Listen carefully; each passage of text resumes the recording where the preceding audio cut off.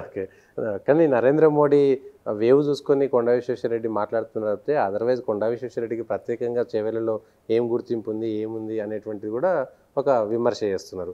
కేటీఆర్ గారు కూడా ఒక మాట మాట్లాడారు. మేము ఆయనకు రాజకీయ భిక్ష పెట్టినాం 2014లా. మేము టికెట్ ఇస్తే ఎంపీ గెలిచిండు.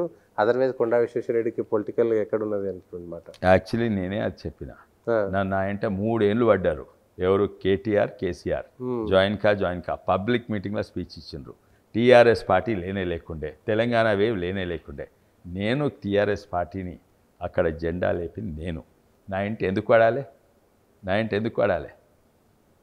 ఎంబడి వడి అప్పుడు లాస్ట్ మినిట్కు జాయిన్ ఏమన్నారంటే, మీరు రాకుంటే తెలంగాణ వచ్చినాక మీ అసలు నాయకులు లేకుంటే మీ ప్రాంతాన్ని అభివృద్ధి కాదంటే అప్పుడు జాయిన్ అయిపోయి లేని టీఆర్ఎస్ను అక్కడ సృష్టించిన. ఎక్కడ? రంగారెడ్డి జిల్లా. మీరు చూడండి ఎంతమంది సర్పంచ్లు ఉండే టీఆర్ఎస్, ఎంతమంది ఎమ్మెల్యే? 0. అయితే నేను చేసింది, నేను టీఆర్ఎస్ పార్టీని అక్కడ తీసుకురాలేదు. తర్వాత మొన్న ఎలక్షన్స్ కూడా నేనే